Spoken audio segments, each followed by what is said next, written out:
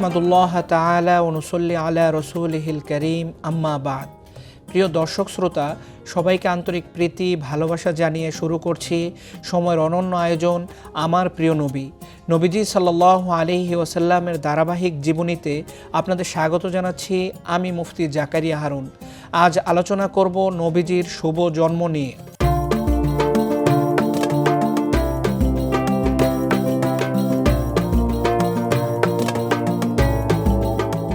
নাজ্জাশী সম্রাটের পক্ষ হতে ইয়ামানের গভর্নর ছিলেন আবরাহা সাবা হাবশি।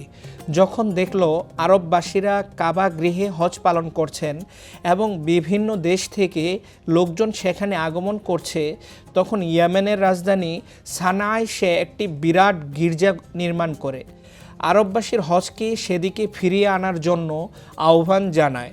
কিন্তু বনু কিনানা গোত্রের লোকজন গির্জায় প্রবেশ করে মলের প্রলেপ দিয়ে নোংরা করে ফেলে। এ ঘটনায় আব্রাহা পবিত্র কাবা ধ্বংস করার উদ্দেশ্যে 60,000 অস্ত্রসজ্জিত সৈন্যের বিশাল বাহিনী নিয়ে মক্কার দিকে রওনা হয়।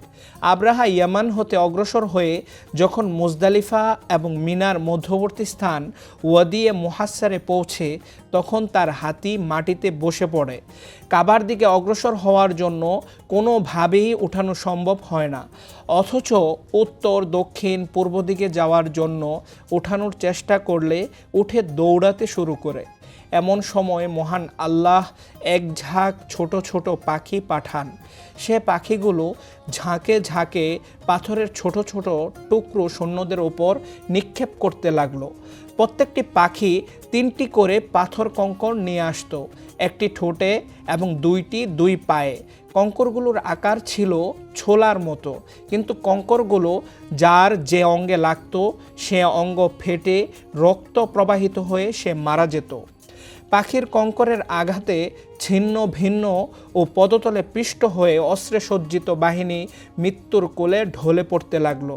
এদিকে আব্রাহার উপর মহান আল্লাহ এমন এক মুসিবত দিলেন, তার আঙ্গুলের জোড়া খুলে গেল এবং ইয়েমেনের রাজধানী সানায় যেতে না যেতেই সে পাখির বাচ্চার মতো হয়ে পড়ে। তারপর তার বক্ষ বিদীর্ণ হয়ে হৃৎপিণ্ড বেরিয়ে এলো। হস্তি বাহিনীর এক ঘটনা ছিল আগামী দিনে নবীজি সাল্লাল্লাহু আলাইহি ওয়াসাল্লাম এবং কাবা শরীফের জন্য মহান আল্লাহর সিদ্ধান্ত ও সাহায্যের এক স্পষ্ট নিদর্শন।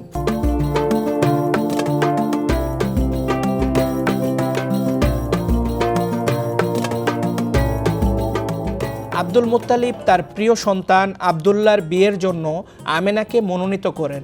তিনি ছিলেন ওয়াহাব বিন আব্দে মানাব বিন জোহরা বিন কিলাবের কন্যা।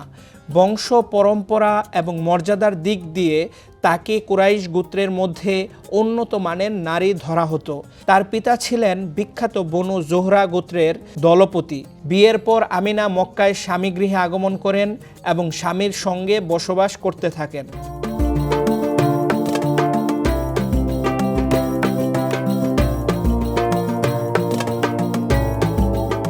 কিছুদিন পরেই আব্দুল মুত্তালিব ব্যবসা উপলক্ষে খেজুর আনার জন্য আবদুল্লাহকে মদিনায় পাঠান। তিনি সেখানেই মৃত্যুবরণ করেন। কোনো ইতিহাসবিদ বলেন, ব্যবসার উদ্দেশ্যে আবদুল্লাহ শাম দেশে যান। এক কুরাইশ কাফেলার সঙ্গে মক্কা ফেরার পথে তিনি অসুস্থ হয়ে পড়লে মদিনায় অবস্থান করেন। সে অসুস্থতায় তিনি মৃত্যুবরণ করেন। সে সময় তার বয়স হয়েছিল 25 বছর। অধিক সংখ্যক ইতিহাসবিদদের অভিমত হচ্ছে নবীজি পিতার মৃত্যুর সময় জন্মগ্রহণ করেননি, আর অল্প সংখ্যক ঐতিহাসিকের অভিমত হচ্ছে পিতার মৃত্যুর 2 মাস পূর্বেই নবীজি জন্মগ্রহণ করেছিলেন। মৃত্যুকালে তিনি যেসব সহায় সম্পদ রেখে যান তা ছিল 5টি ওট, 1 পাল ছাগল এবং একটি হাবশী দাসী, যার উপনাম ছিল উম্মে আইমান। উম্মে আইমানই নবীজিকে প্রথম দুধ পান করান।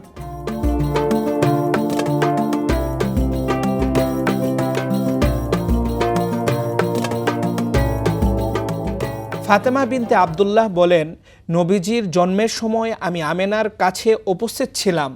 তখন দেখলাম আমেনার পুরো ঘর উজ্জ্বল আলোতে ভরে গেছে এবং আকাশের তারকারাজি নিচের দিকে ঝুঁকে পড়ছে। এমনকি আমি ধারণা করছিলাম যে এ তারকা আমার উপর পড়বে।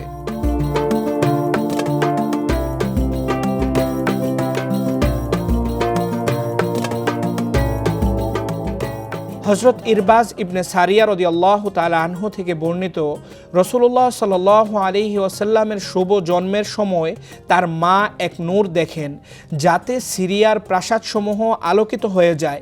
ইবনে হিব্বান এর রেওয়ায়াতটি সহিহ বলেছেন।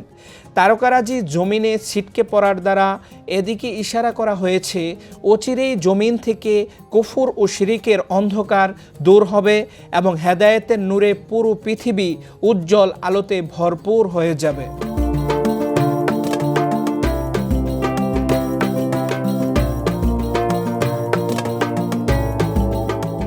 নবীজির জন্মের সময় পারস্য সম্রাটের প্রাসাদে ভূকম্পন হয়, প্রাসাদের 14টি গম্বুজ ধসে পড়ে, আর পারস্যের 1000 বছর ধরে প্রজ্বলিত অগ্নিকুণ্ডটি নিভে যায় এবং রাজকীয় অনুষ্ঠান প্রদর্শন বন্ধ হয়ে যায়।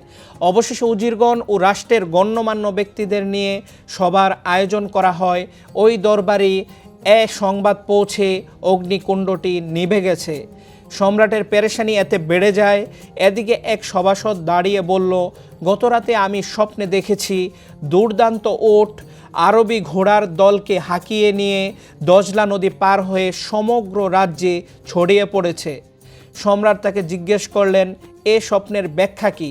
সভাসদ বলল, সম্ভবত আরবের দিক থেকে কোনো বিরাট ঘটনা প্রকাশ হতে যাচ্ছে।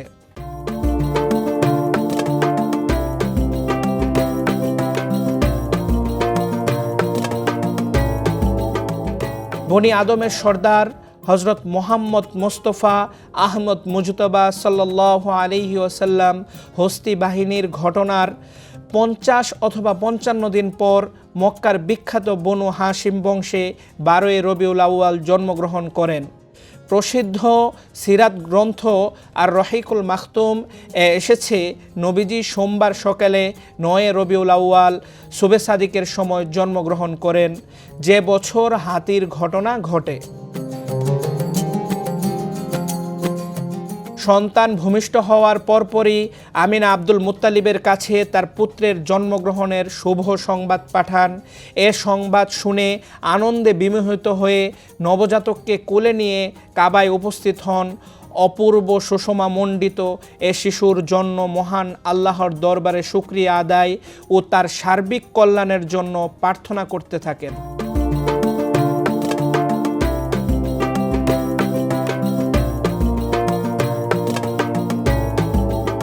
নবীজির মায়ের পরে সর্বপ্রথম দুধ পান করান আবুল আহাবের দাসী সুয়াইবা। ওই সময় তার কোলে যে সন্তান ছিল তার নাম ছিল মাসরুহ।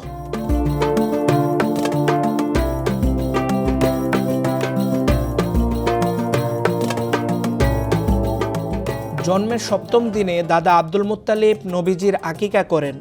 কুরাইশদের সাধারণ দাওয়াত দেন এবং নবীজির জন্য মোহাম্মদ নামটি নির্বাচন করেন।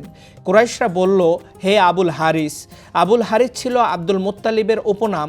এ নামটি আপনি কিভাবে নির্বাচন করলেন, যে নাম আপনার পূর্বপুরুষ কিংবা আপনার সম্প্রদায়ের কেউ কোনোদিন রাখেনি? আব্দুল মুত্তালিব বললেন, এ নাম আমি এজন্য রেখেছি যাতে মহান আল্লাহর সকল সৃষ্টি এ নবজাতকের প্রশংসা করে।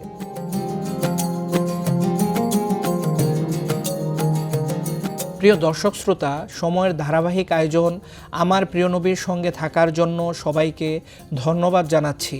পরবর্তী পর্ব দেখার আমন্ত্রণ জানিয়ে এখানেই শেষ করছি। ওয়াসসালামু আলাইকুম ওয়া রাহমাতুল্লাহি ওয়া বারাকাতুহু।